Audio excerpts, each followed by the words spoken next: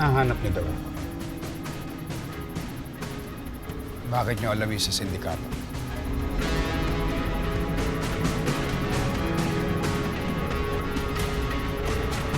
Malaki yung utang sa akin ng Golden Scorpion. Impormasyon. Impormasyon lang kailangan namin sa Tiago. At alam namin na alam mo kung saan matatagpuan ang Isla Alactan. At kung paano makakapunta doon.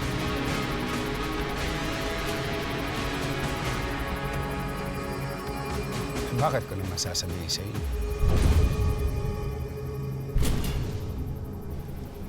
Alam niyo, nung umalis ako sa sindikato,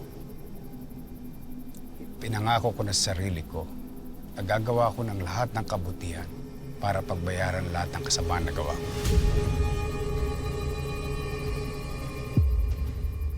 Kaya inubos ko lahat ng buhay ko upang pagnakawan ng mga mayayaman nang maibigay sa mga mahihirap. At sa mga gawain ko niyo,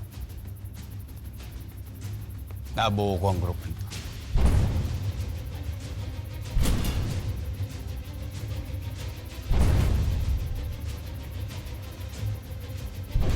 Kaya hindi ko ilalagay sa alanganin ang buhay nila para tulungan lang kayo. Pero papaano mga inosenteng buhay na damay ng sindikato? Hindi ba mahalaga rin buhay nila? Hindi niyo kaya si Edgardo. At hindi ko kayo tutulungan.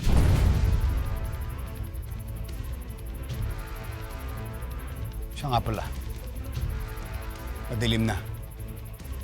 Dito na kayo matulog. Delikado dyan sa labas.